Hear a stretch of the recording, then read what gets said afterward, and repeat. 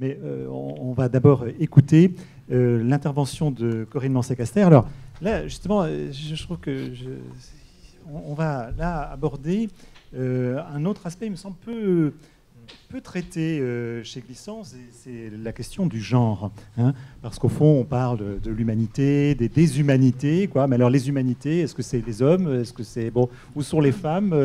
Est-ce que c'est une manière de gommer la question de la différence sexuelle? Bon, je n'ai pas l'impression que ce sujet soit souvent abordé. Et donc, je suis très content que Corinne Mancé-Caster puisse le poser avec nous. Je rappelle que Corinne Mancé-Caster a été présidente de l'Université des Antilles, qu'elle est aujourd'hui professeure à la Sorbonne Université en linguistique hispanique, qu'elle a écrit un certain nombre d'ouvrages, dont Langage et représentation du monde, dans la Célestine, Penser l'entre-deux, entre hispanité et américanité. Je rappelle aussi qu'elle est écrivaine, qu'elle a sous son nom de plume Mérine Seco écrit entre autres Au revoir Mantine, et puis que son dernier livre, issu d'une expérience, je ne sais pas comment la qualifier, intéressante, de présidente de l'université, son dernier livre s'appelle Le talisman de la présidente.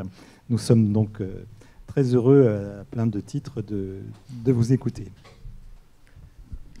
Merci, je suis aussi très heureuse d'être présente et de vous parler d'Édouard Glissant et du féminin. Donc j'ai bien dit quelques observations parce que c'est un travail en cours et je n'ai pas conclu quoi que ce soit. C'est simplement un certain nombre de questionnements que je voudrais partager avec vous et dire que ce sujet m'est venu aussi du fait précisément de cette expérience que je dirais traumatisante de la présidence de l'université et de toute la violence que je n'hésiterai pas à qualifier de machiste, qui m'a fait prendre conscience que finalement être femme aux Antilles, ce n'est pas rien. Et donc de là, ce questionnement en me disant que peut-être que ce silence global sur le féminin de nos grands auteurs pouvait peut-être aussi expliquer ceci, pouvait expliquer cela.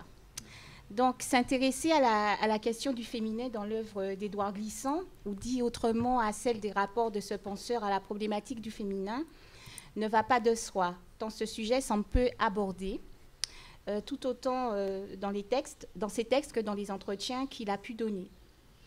De fait, c'est nécessairement de manière biaisée, à travers les non-dits ou certaines manières ou certaines modalités du dire dans les textes d'Édouard Glissant, qu'il s'agira pour nous de reconstituer un tel rapport. Alors, la difficulté, c'est qu'il y a un certain nombre de préalables à poser avant d'arriver véritablement au texte d'Édouard Glissant. Donc, voilà, je ne peux pas faire autrement que de les poser. Nous nous fonderons également sur les propos tenus par les femmes écrivains des Antilles, ainsi que sur certaines mises en scène et points nodaux de leurs récits pour faire contrepoint. Le choix de cette thématique, comme je l'ai dit, de notre part, n'est évidemment pas neutre.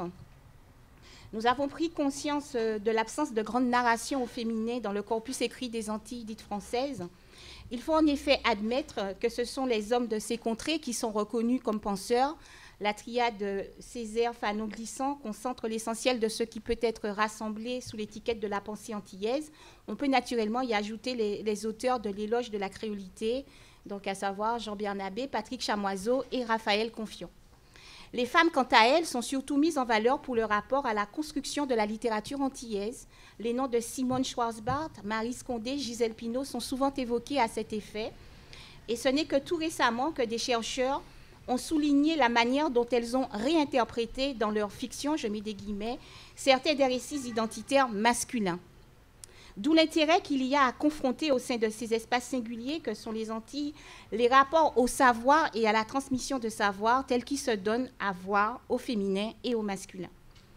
Le silence assez généralisé sur ces questions semble indiquer qu'il serait naturel que les hommes pensent et que les femmes écrivent des fictions, ou encore que les hommes pensent et écrivent des fictions et que les femmes n'écrivent que des fictions.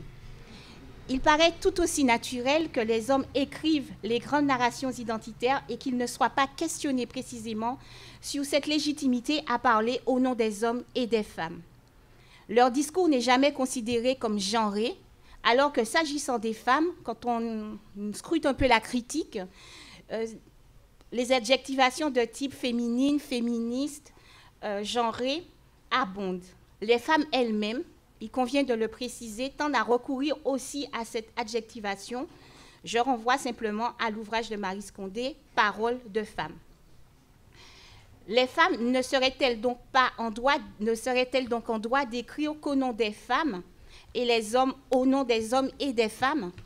Cette posture des femmes leur est-elle assignée du dehors ou est-ce elles qui ne se sentent pas légitimes à parler au nom de tous? Auquel cas, elles reconnaîtraient leur position genrée, le lieu spécifique depuis lequel s'exerce le parole. Qu'en est-il des hommes sur le sujet? Partant de ces questionnements, il nous est donc apparu pertinent d'engager une réflexion sur le rapport des penseurs antillais au féminin, et en l'occurrence ici d'Édouard Glissant, afin de tenter d'élucider d'une part ce qui pourrait relever du féminin dans leur démarche et d'autre part comment ils problématisent ou non les relations complexes qu'entretiennent le féminin comme catégorie et les femmes comme êtres empiriques à partir desquels s'est nécessairement construite cette catégorie. Pour ce faire, nous aborderons la manière dont la domination des colonisés induit une construction singulière des rapports entre hommes et femmes, influençant donc les modalités de constitution du féminin et du masculin telles qu'elles ont pu être pensées. Nous chercherons ensuite à formuler quelques observations sur la façon dont la problématique du féminin semble être traitée et prise en compte dans le discours antillais d'Édouard Glissant. Alors donc, je vais aborder la catégorie du féminin aux Antilles, une construction complexe et problématique.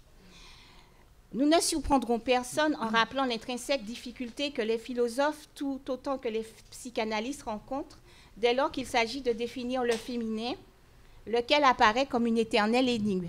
Il y a l'Association internationale de psychanalyse qui organise justement les 27 et 28 juillet prochains un colloque sur le féminin en essayant de repenser tout ça à la lumière de tous les nouveaux travaux.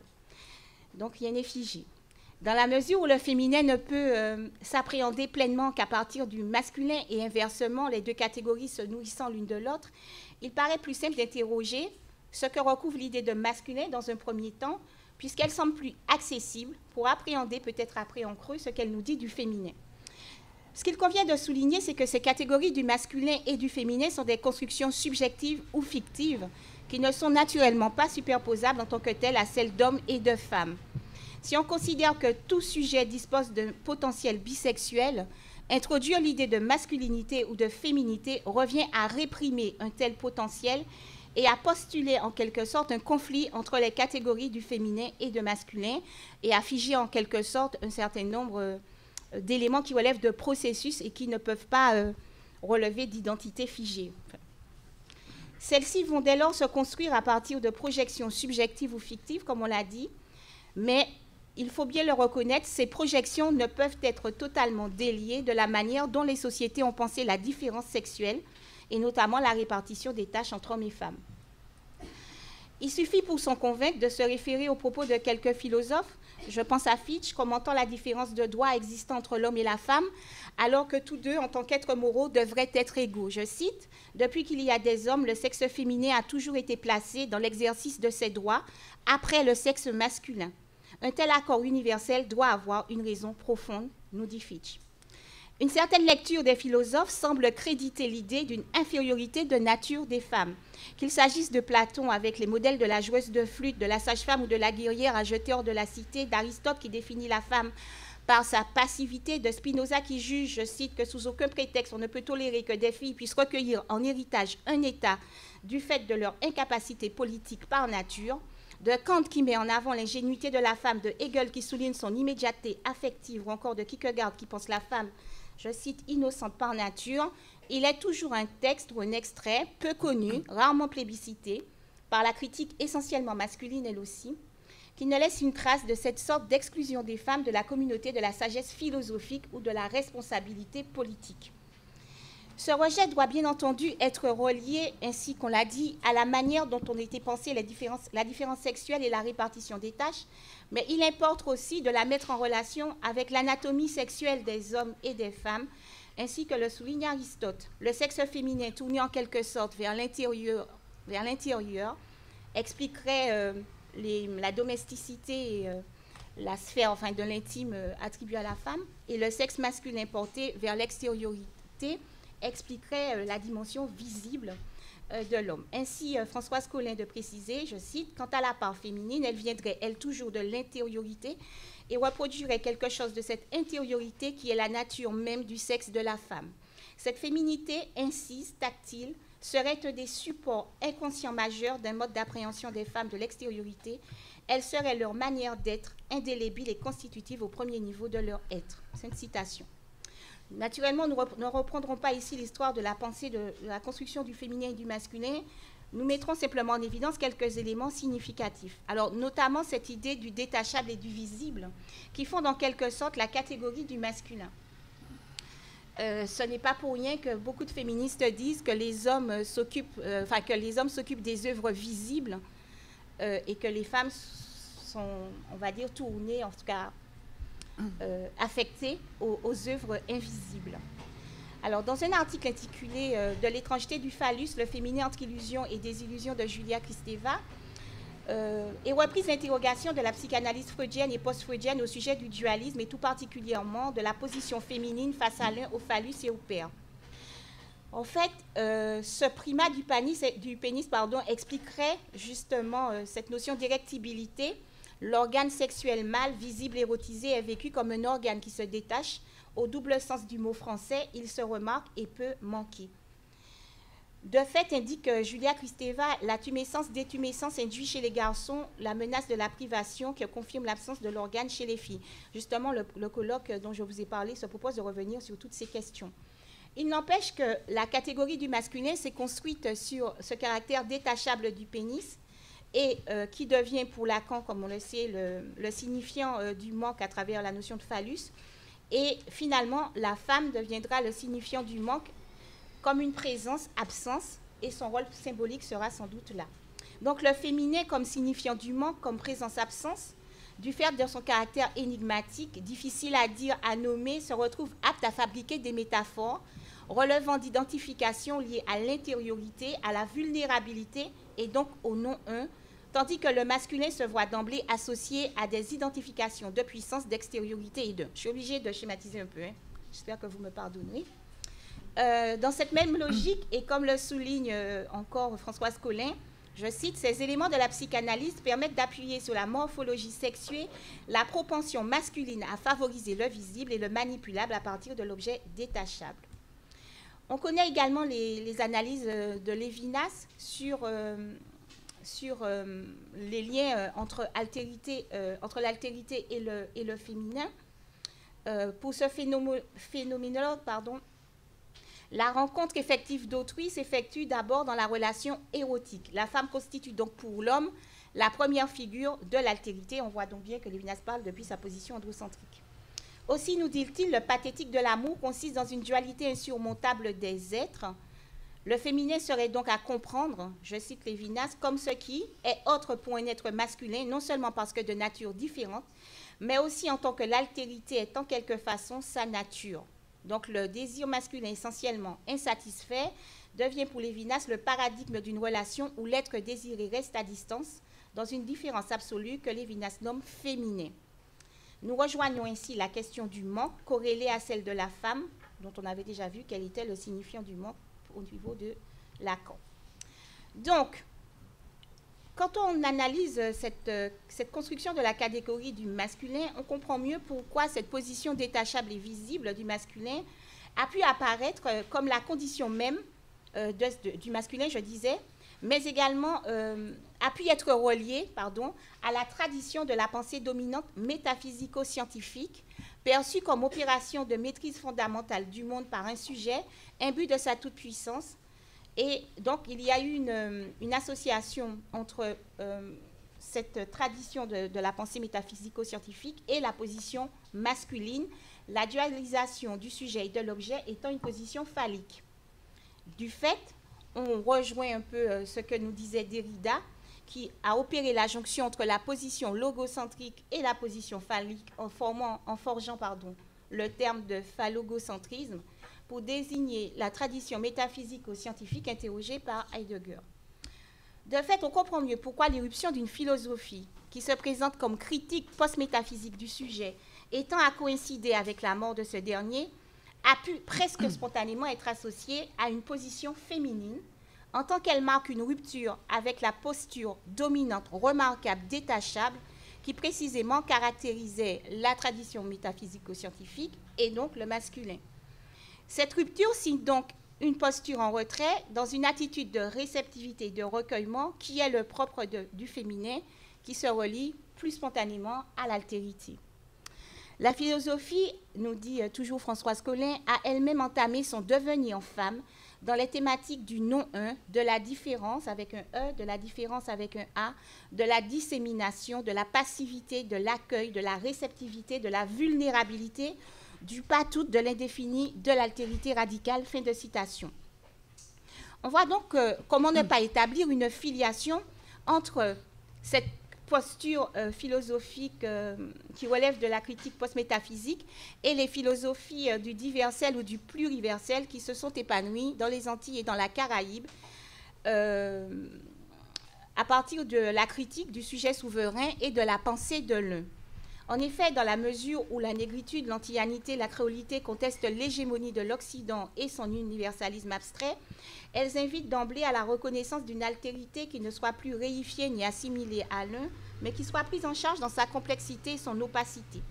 De fait, ces pensées du diversel ou du pluriversel s'inscrivent dans ce devenir femme de la philosophie et semblent donc particulièrement, devraient donc, je dirais, être particulièrement ouvertes, attentives et sensibles à toutes les formes d'altérité, y compris celles incarnées par le féminin. Pourtant, à la lecture des textes des différents penseurs antillais dont on a déjà parlé, la question du féminin semble marginalisée ou du moins non problématisée en tant que telle. Ainsi, les chercheuses féministes nord-américaines ou encore l'historienne Myriam Kochias ont décelé dans les écrits de certains d'entre eux de forts relents de misogynie. Nous pensons en particulier à Frantz Fanon et à la polémique autour de Mayotte-Capétia, ou encore d'idéalisation ou de glorification suspecte de la femme chez Aimé Césaire, par exemple. Les initiatives prises par les écrivains femmes des Antilles semblent aller dans le même sens, puisqu'elles semblent désireuses, par leurs écrits, de compléter l'histoire du sens, tel qu'il a été donné par les hommes, en quelque sorte, en produisant des narrations qui rendent compte des expériences féminines. On peut évoquer Simone Schwarzbart et Maryse Condé, mais aussi Gisèle Pineau qui forge un récit de l'expérience des femmes à rebours de la maternité et de la domesticité qu'on a pu leur assigner. Vous auriez pu remarquer, si vous avez lu Gisèle Pineau, que les femmes sont rarement mères et elles sont souvent dans un nomadisme qui contraste avec leur stabilité au sein de foyer, avec la catégorie de la femme potomitan notamment. Comment expliquer donc le paradoxe de ces pensées que nous dirons du diversel ou du pluriversel, qui a priori semble relever du devenir femme de la philosophie et qui n'accorde pas pour autant une réelle attention à la catégorie du féminin. Voilà, du féminin. Alors, donc, il nous paraît important de préciser d'emblée la difficulté singulière qu'il y a à penser le féminin, la catégorie du féminin aux Antilles. Je vais essayer d'expliquer pourquoi rapidement. Dans la mesure où les femmes elles-mêmes se sont interdites pendant longtemps et continuent encore au moins en partie de le faire, de développer une pensée féminine et encore moins féministe. L'exemple de Maryse Condé est à cet égard tout à fait significatif. La forte réticence de Condé envers tout ce qui pourrait relever du féminisme s'est exprimée à plusieurs reprises dans les entretiens qu'elle a pu donner. L'une de ses principales objections, outre que le féminisme est fondamentalement occidental et de ce fait renvoie à une posture de condescendance selon elle des blanches occidentales à l'égard de toutes les autres femmes. Donc la principale objection, outre celle-ci, est que le féminisme oppose les femmes et les hommes, alors que la situation coloniale et ses corollaires, que sont l'oppression et le racisme, rassemblent les femmes et les hommes dans une seule et même lutte pour la libération. Voilà ce que Maryse Condé apporte comme réponse en 1982 à une question qui lui était posée sur les relations entre les hommes et les femmes. Je cite, « La femme antillaise ne considère pas l'homme comme l'adversaire, encore moins comme l'ennemi, mais comme une victime, au même titre qu'elle, de la société esclavagiste et du pouvoir colonialiste. L'homme et la femme ne sont pas en guerre entre eux. » Fin de citation. L'identification d'un ennemi commun qui n'est autre que l'oppresseur colonial a donc fait passer au second plan la lutte pour l'émancipation des femmes, lesquelles se sont senties solidaires des hommes qui se trouvaient, tout comme elles, en position de victime. Pour le dire autrement, il ne serait pas exagéré d'affirmer, dans la perspective décrite par Condé, mais aussi par d'autres écrivains, et aussi par les analystes de la question du genre aux Antilles, que la construction de la catégorie du masculin ne s'est pas effectuée, comme on l'a pu le décrire, selon les modalités du remarquable et du visible aux Antilles, du fait de la situation de colonisation, mais plutôt du fait de la condition d'esclaviser, de coloniser des hommes sur un socle de passivité et de retrait. C'est cette modalité de construction qui explique que l'on parle de dévirilisation pour aborder la situation des hommes en contexte d'esclavage et de colonisation. Dévirilisation qui est utilisée pour signifier la privation de puissance et d'érectibilité associée aux identifications masculines lorsqu'il s'agit des hommes antillais. Pour rappel, dans les sociétés esclavagistes et post-esclavagistes, l'homme noir ne disposait ni du pouvoir économique, ni même de la fonction paternelle. Il était donc associé aux valeurs fondatrices du féminin. Ces identifications donc partagées avec les femmes, puisque finalement c'est la catégorie du masculin qui rend problématique celle du féminin, puisqu'il n'y a pas les identifications aussi tranchées que celles qu'on a pu voir, explique pourquoi la catégorie du féminin a eu du mal à émerger en tant que catégorie distincte du masculin. C'est ce que je disais, l'opposant aux yeux des femmes n'étant pas l'homme, l'homme noir, mais les maîtres blancs, hommes et femmes, responsables de l'oppression. Donc, il n'y avait pas non plus de solidarité avec les femmes blanches, quoi, entre guillemets. C'est sans doute cette solidarité durable qui a provoqué l'empêchement de mouvements féministes antillais, même s'il y a des émergences repérables, à la différence de ce qui s'est produit aux États-Unis, sur lequel je ne m'étendrai pas. Donc, aux Antilles, les femmes ont quelque part endossé la responsabilité de ce qui leur paraissait comme une humiliation de leurs hommes, humiliation qui a pris la forme de la dévirilisation dont nous avions parlé et qui fut aussi perçue comme une humiliation propre par elles. De fait, elles ont cherché à réparer symboliquement cette humiliation en ne réclamant pas pour elles-mêmes ce que leurs hommes auraient dû avoir de droit et qu'ils n'avaient pas eu. Il s'ensuit une forme de culpabilité inconsciente qui les a conduites à s'auto-censurer, à s'invisibiliser et à ne pas exposer publiquement la question de leurs droits spécifiques et de leur émancipation. Donc, la difficile problématisation de la catégorie du féminin qui est subsumée par celle de colonisés et de noirs signe, on l'a dit, une construction empêchée de la masculinité selon les identifications habituelles. Donc ça, c'est du côté des femmes.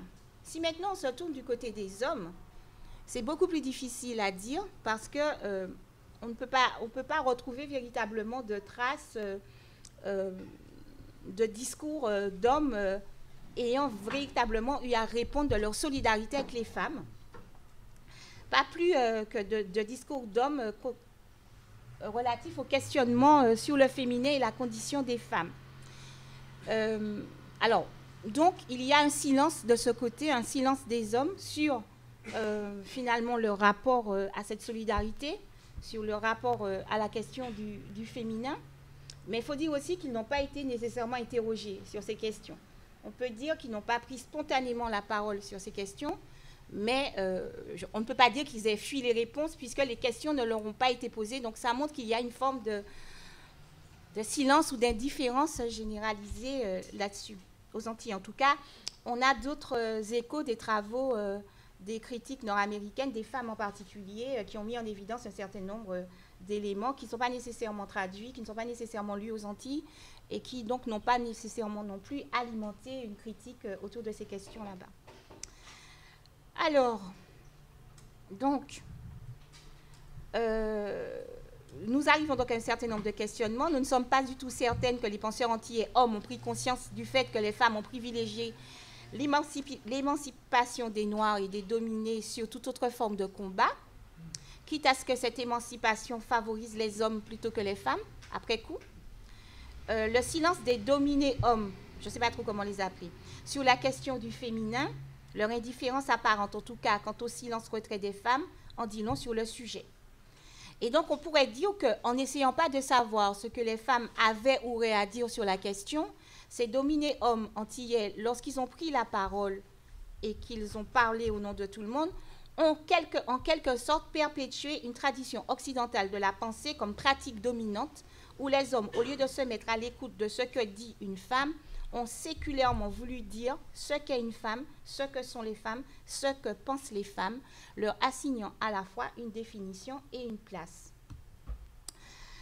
Cette pratique était d'autant plus légitime à leurs yeux qu'elle n'a guère été remise en cause, comme on l'a dit, par les femmes elles-mêmes, qui, elles, soit n'ont pas parlé, ou soit, après avoir parlé, je pense à tout ce qui est Sœur Nardal, Suzanne Césaire, etc., se sont mises en retrait, ou alors se sont carrément auto-censurées en ne parlant pas du tout. Donc, donc les questionnements qui me sont venus suite à tous ces éléments très rapidement décrits, est-ce que les penseurs antillais ont écrit leur narration identitaire depuis la pleine conscience ou la conscience tout court de leur positionnement sexué, conscience qui semble plus prégnante chez les femmes qui recourent aisément à l'adjectivation, qui disent de qui elles parlent, de quel lieu, ce que taisent les hommes? Se sont-ils jamais posé la question de ce que l'émancipation des hommes et des femmes a pu coûter à l'émancipation des femmes? Et est-ce qu'à un moment donné, ils se sont posé la question de leur légitimité à parler, comme je le disais, au nom des hommes et des femmes et de la complétude du sens de l'histoire qu'ils ont ainsi délivrée ou fournie, etc. Alors, donc si on aborde maintenant cette question plus spécifiquement à partir des textes d'Édouard Glissant, on peut se demander que dire exactement, parce que ce n'est pas du tout évident. Je suis tombée sur un extrait où Glissant écrivait que les femmes portent les Caraïbes et où il faisait même de la figure de la pacotilleuse, le trait d'union entre les îles. Mais je crois qu'il ne faut pas nécessairement s'arrêter à ce type de discours, mais aller chercher dans ses textes, quand il écrit, pas quand on lui demande de parler des femmes, mais quand il écrit et qu'il n'est pas justement soumis à cette question précise. Je ne sais pas si je me fais comprendre. Et donc, voilà, je me suis tournée un petit peu vers le discours antillais pour la présente analyse. Après, j'explorerai d'autres textes. Alors, donc, naturellement, le postulat, c'est que si Édouard Glissant a manifesté une attention à la question du féminin, au-delà des liens que peuvent entretenir le féminin comme devenir femme et le divers comme catégorie du nom 1, cette préoccupation doit être lisible dans ses textes. Le risque est en effet, dans la philosophie du devenir femme dont on a parlé, c'est de délier complètement le féminin de la question des femmes, c'est-à-dire de faire du féminin une forme de catégorie en surplomb qui ne serait plus qu'une façon d'être autrement masculin. Enfin, je ne sais pas comment dire. Mais voilà. Donc, nous, notre objectif, et celui des philosophes femmes aussi, est souvent et plus de relier cette question du féminin à la question des femmes, comme être empirique avec un vécu, une condition, etc. Donc, d'où l'intérêt d'introduire le concept de genre, d'accord, qui, je le rappelle, même si tout le monde le sait, consiste à exploiter la catégorie du féminin et du masculin en termes réciproques et à ne pas écrire une histoire des hommes qui supposerait qu'on écrive ensuite une histoire des femmes. Donc, je rappelle que ça peut être l'air anodin, mais lorsque les historiens de la Révolution, lorsqu'on a posé la question aux historiens de la Révolution française de l'expérience féminine de cette révolution, ils ont dit que c'était quelque chose qui n'avait rien à voir avec la vraie révolution et qu'il fallait que ça s'écrive à part, pour la plupart d'entre eux. Donc, la question du genre, le concept de genre est intéressant parce qu'il permet justement, non seulement, comme on l'a dit, d'analyser les catégories du masculin et du féminin en termes réciproques, mais il permet aussi d'examiner les inégalités de rôle et de pouvoir à partir des rapports qui se nouent entre les sexes à l'intérieur de la sphère, dans notre cas, des dominés. Parce que ce n'est pas parce qu'il y a des dominés et des dominés qu'à l'intérieur de la sphère des dominés, il n'y a pas une recréation de réseaux de pouvoir où on peut avoir des dominés qui en dominent d'autres. Hein, c'est une mise en abîme infinie. Voilà. Et donc, on peut remarquer que dans les espaces antillais comme ailleurs, souvent les plus hautes valeurs ont été attribuées au masculin. Le simple fait de parler de dévirilisation pour les hommes montre à quel point les catégories du masculin telles qu'elles ont été construites ont été intériorisées, puisque les femmes reprennent à leur compte ce discours et ne se disent pas que ça aurait pu être l'occasion de développer d'autres types de relations, mais on essaie de retrouver la virilité et de la redonner aux hommes quelque part. Enfin bon, voilà. Et du coup, les vrais héros, les vrais acteurs de l'histoire sont des hommes, même si de temps en temps on parle quand même de Lumina Sophie ou de Mulatresse Solitude, mais c'est toujours de façon un peu secondaire. Et on remarque... bon. Donc, lorsque... alors, ma première quête a été de savoir comment, dans le discours antillais, est-ce que Édouard Glissant, comment faire pour savoir si Édouard Glissant parle des femmes, des hommes et des femmes? Comment faire pour repérer justement les traces de ce féminin? Est-ce qu'il en parle en termes séparés, en termes réciproques? Qu'est-ce qu'il nous dit de l'expérience des femmes en tant qu'acteurs historiques, etc. Donc, tous ces questionnements-là. Voilà. Donc, je vais donner quelques éléments rapidement. On va dire que la réponse à la question de la définition des hommes et des femmes en termes séparés ou réciproques n'est pas évidente parce que dans le discours antillais, Édouard Glissant va utiliser le caractère générique du masculin dans la langue française. Donc, on va trouver les Martiniquais, les Antillais, les élites intellectuelles, les petits bourgeois, voilà. Mais les héros antillais, mais comme tout peut être mis sous le socle, je sais pas, sous le sceau du masculin, la question est de savoir est-ce qu'en disant les intellectuels martiniquais, les petits bourgeois martiniquais, ils parlent des hommes et des femmes, ou plutôt des hommes, ou, voilà. Donc, dans la section consacrée au travail, par exemple, on va trouver des formulations telles que la femme, c'est la femme qui a, nous dit-il, c'est la femme qui a murmuré ou crié « manger t'es pas féiche » pour l'esclavage. On va trouver la mère, d'accord? Donc là, on va avoir des génériques singuliers. Quand on a les Antillais et les Martiniquais, c'est toujours pluriel, donc du coup... voilà, vous me direz que le Martiniquais non plus, ça ne changerait pas grand-chose. Donc, on a du mal à savoir quand il est spécifiquement question des femmes. Et il est encore plus difficile de distinguer les lieux précis de la désignation des hommes comme sexe masculin et des hommes comme référence aux êtres humains. Donc, on ne sait jamais à quel point des dénominations telles que les Martiniquais ou les Antillais, jusqu'à quel point ça parle ou pas des femmes. Alors, je m'y suis prise autrement et justement, lorsqu'on regarde par exemple d'autres sections, à l'exception des chapitres consacrés à la famille, les hommes et les femmes sont toujours présentés comme formant une communauté, un peuple, et ça renvoie à ce que je disais du pluriel du générique, les Martiniquais, ou du singulier généralisant, le Martiniquais.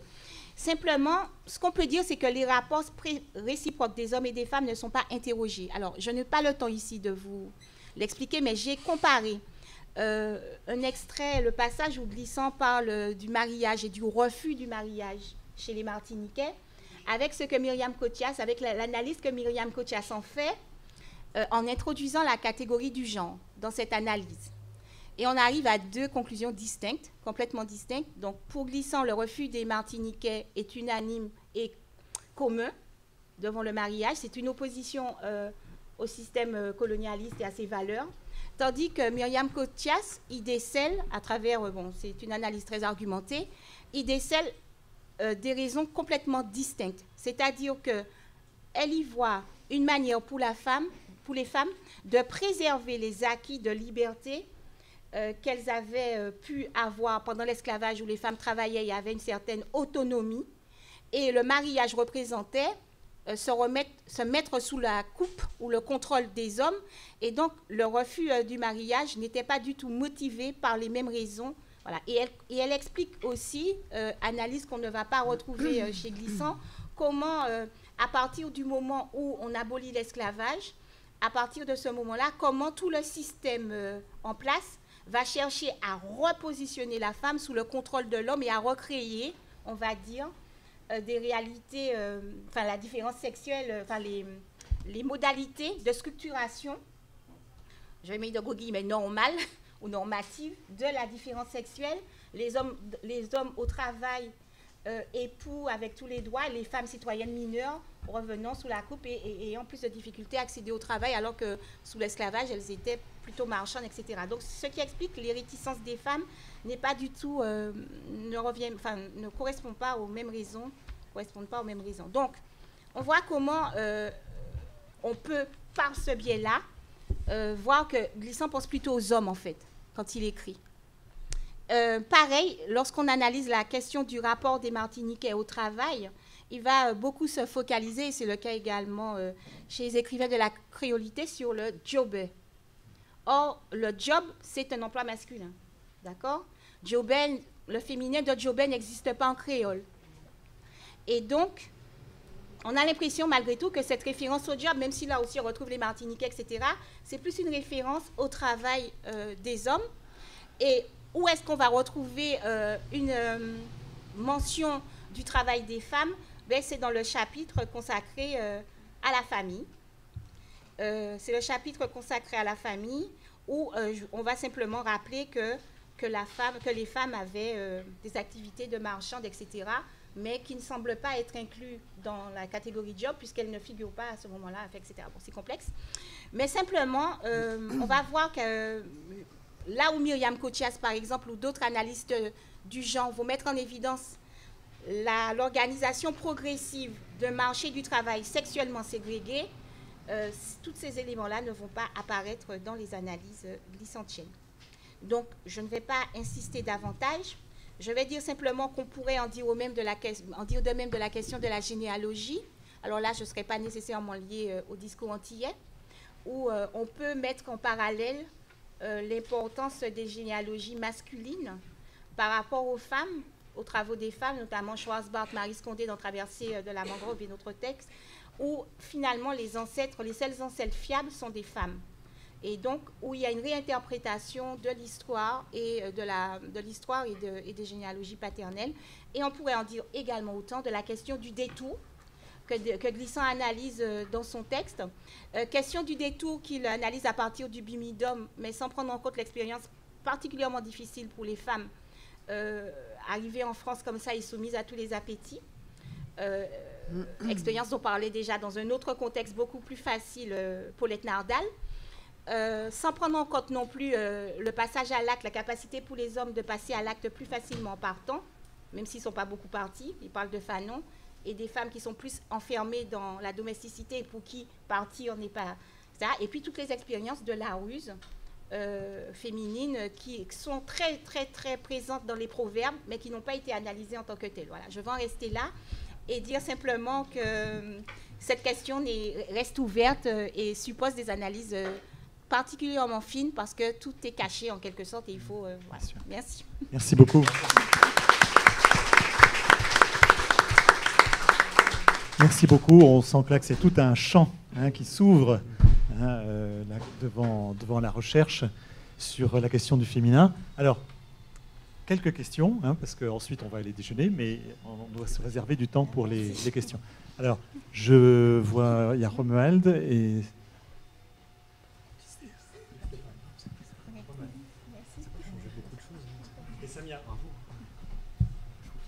Merci beaucoup, Corinne. Comme d'habitude, tu as ouvert depuis quelque temps un champ sur ces questions-là qui est un champ assez intéressant et on en discute assez souvent. J'ai déjà écouté proposer pour un autre auteur exactement les mêmes propositions et qui vont très très loin.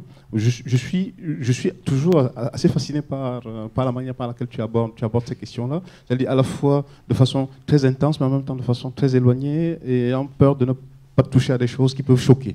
Et je te sais grâce pour cela. Alors en particulier, sur Glissant, je vois bien qu'il y a des choses que tu penses et que tu ne veux pas dire. Donc je vais faire 3 propositions. C'est simplement parce que je n'ai pas encore suffisamment exploré. Je vais faire 3 propositions. Alors, mais c'est vraiment des propositions complémentaires de discussion.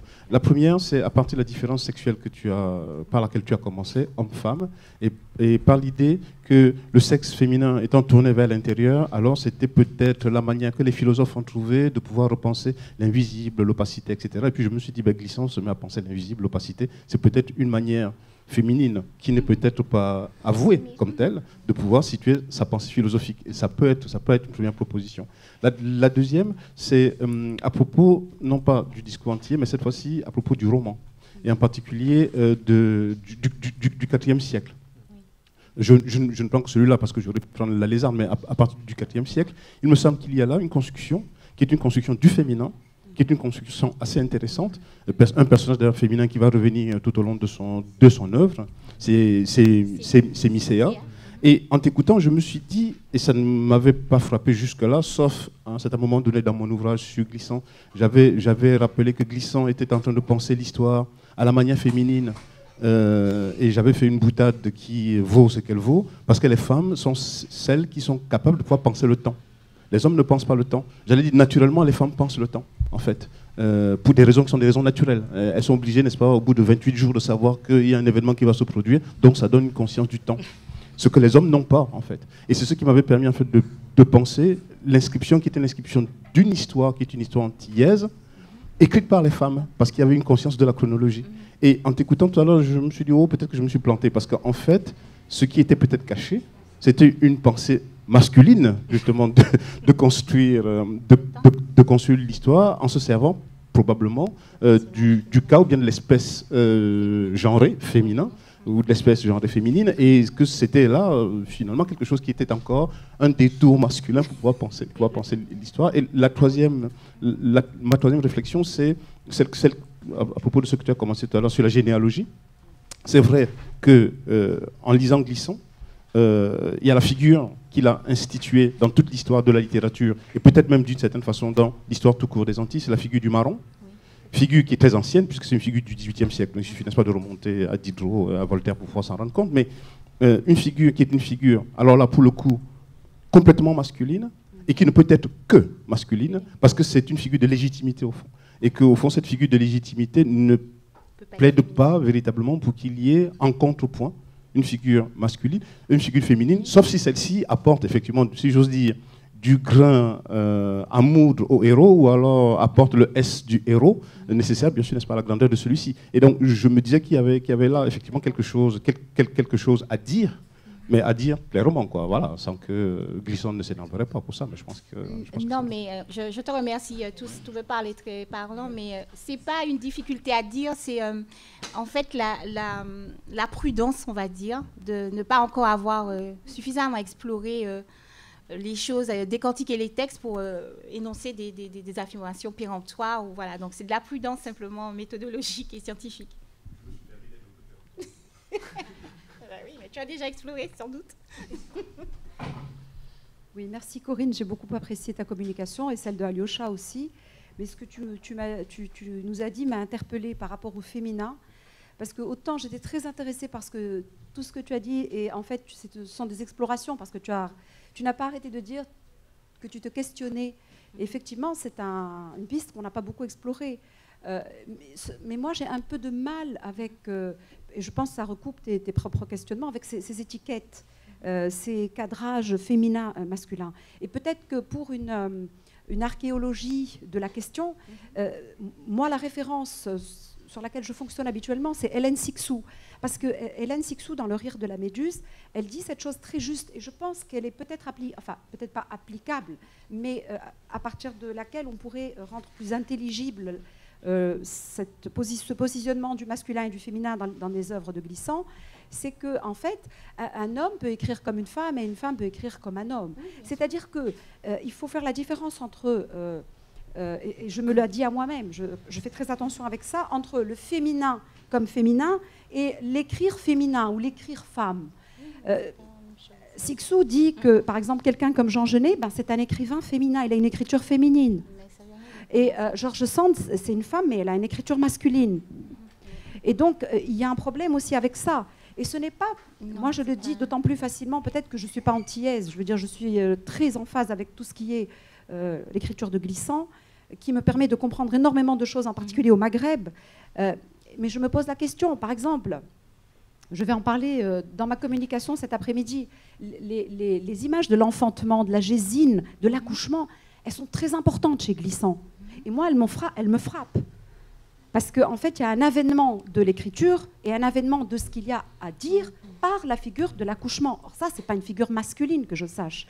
Donc moi, ça m'a interpellée aussi. Et puis la deuxième chose qui est importante aussi, c'est que le féminin chez lui, je veux dire, c'est, je ne sais plus si je posais la question à Guillaume tout à l'heure, c'est quand même lui qui pointe le premier viol dans le bateau. Il dit le premier qui a eu connaissance de l'altérité qu'il a reçue à la figure, ce sont les femmes. Et c'est Glissant qui le dit.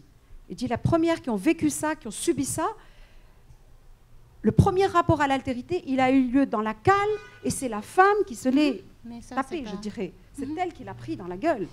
Et il le dit, c'est lui qui le dit. Donc moi, je suis sensible à ça aussi. C'est pour ça que je me pose la question, est-ce qu'on peut parler, est-ce qu'on peut véritablement évaluer le poste du féminin dans Glissant sans tenir compte de ce que dit l'œuvre? Parce que moi, mon point de vue, c'est uniquement les œuvres littéraires. J'écarte complètement le discours entier et les essais. Ah oui, mais pas moi. Pour moi, c'est l'œuvre qui livre des choses sur la question. L'œuvre de fiction qui livre des choses. Et à la limite, on peut peut-être se demander si, comme le dit Monique Wittig dans La pensée straight, un homme sur deux est une femme. Oui, parfois. Et même tout à l'heure, tu as parlé de Micéa Romuald. J'ai presque terminé. Mais par exemple, il y a un personnage, Anne, dans le IVe siècle, c'est un homme. Je veux dire, bon. Et il faut interroger toutes ces choses-là. Je pense que tu nous as interpellés beaucoup par rapport à ça. Et il y a vraiment des choses à explorer de ce point de vue. Et qui cassent un petit peu les traditionnels, bon voilà, masculin, féminin. Il faut faire très attention avec ça, à mon sens. Et je te remercie beaucoup de nous avoir éveillés sur la question. Je peux répondre parce que j'avais oublié, sinon, parce qu'il y a eu beaucoup de choses. Simplement, moi, je ne crois pas du tout à ces histoires d'écriture féminine ou d'écriture masculine, parce que je trouve qu'on ne peut pas déceler. On ne peut pas déceler, donc j'emploie jamais ce genre de terme, même s'il y a des formes de narration privilégiées par les femmes. Ce serait plus dans la sculpture que dans l'écriture elle-même. Par ailleurs, je crois qu'il faut quand même dire que ce sont des catégories qui sont opératoires quelque part, parce qu'elles sont tout le temps là. On ne peut pas faire comme si elles n'existaient pas et les balayer. Elles sont sous-jacentes, elles sont tout le temps là. Et ça ne m'étonne pas qu'il y ait des figures d'accouchement, d'enfantement, parce que l'homme antillais valorise la mère, mais dénigre la femme. Dès que c'est la mère, si on n'est pas mère, on est... voilà, donc ça ne m'étonne pas. On retrouve ça aussi chez Césaire. Donc c'est la mère. Il y a toujours cette idée de la mère, le viol, oui, la mère, l'enfantement dans la douleur, oui. Mais c'est toujours la mère. Quand on cherche du côté de la femme, on a beaucoup plus de mal. Donc je pense qu'il faut aussi avoir ça en tête. Et il me semble important aussi de travailler sur tous les textes, pas seulement sur les romans, mais sur tous les textes. Je voulais juste dire ce que vient de dire. C'est toujours la mère. Et on a l'impression que ça dédouane pas mal de choses, de cette révérence à la mère, à la femme potomitan, à la matrifocalité de la société antillaise, etc. Donc oui, je pense que... Enfin, moi, je trouve ça passionnant, le champ que tu ouvres, parce que justement, il faut chercher là où on n'a pas l'impression que ça s'est dit, quoi. Hein, c'est-à-dire, le marron sur le morne, eh ben, il faut qu'une femme vienne quand même pour lui assurer sa descendance. Et on l'oublie très vite, hein, la femme qui est montée, qui, elle, vient de la plantation, hein, qui le suit, et après, on ne suit plus que l'homme. Hein, oui, donc c'est vrai qu'il y a quelque chose de silencieux. Hein, Alors, ce que j'avais juste une question à poser, c'est quand tu as dit, enfin quand tu as dit ou quand vous avez dit, je ne sais pas, tu disais que les femmes se sont mises en retrait pour que les hommes, parce que pour elles, le plus important, c'est ce que dit Maryse Condé, enfin tu citais Maryse Condé, le plus important était que le combat contre le colonialisme ou contre l'esclavagisme, etc., triomphe, et que les femmes se mettaient en retrait. Et tu as dit, ça ne s'est pas passé de la même manière aux États-Unis. Alors moi, je me demande pourquoi. Voilà. Pourquoi est-ce que les femmes noires américaines, elles pensent pas que c'est important, enfin voilà, que est-ce qu'elles pensent encore que le plus important c'est de combattre contre le racisme ambiant aux États-Unis et qu'il n'y a pas de différence entre les hommes et les femmes? Et ça me rappelle quelque chose en ce moment. Il y a un certain nombre de positions de de groupe pour des réunions non mixtes, etc. Et où il y a une idée qui circule, c'est-à-dire que si une femme se fait violer par un homme, si une femme noire se fait violer par un homme noir, qu'elle n'allait pas porter plainte parce qu'elle rajouterait à la peine de l'homme noir. Donc il faut qu'il y ait la solidarité qui l'emporte sur la solidarité de couleur, sur la solidarité de genre. Voilà, enfin bon. Non, simplement, je disais que ce que je voulais dire, mais que je n'ai pas développé, c'était simplement que qu'aux États-Unis, les femmes ont milité de façon plus forte, au contraire, pour leurs droits, puisqu'il y avait cette double exclusion du droit des votes des hommes, du droit des votes des Noirs, et finalement, elles étaient nulle part, on se rappelle tout. Voilà, donc c'était plus... Voilà, c'était plus pour dire que ça ne s'est pas passé de la même façon, parce que ce féminisme militant a été très actif, au contraire, aux États-Unis, chez les Noirs, chez les femmes noires.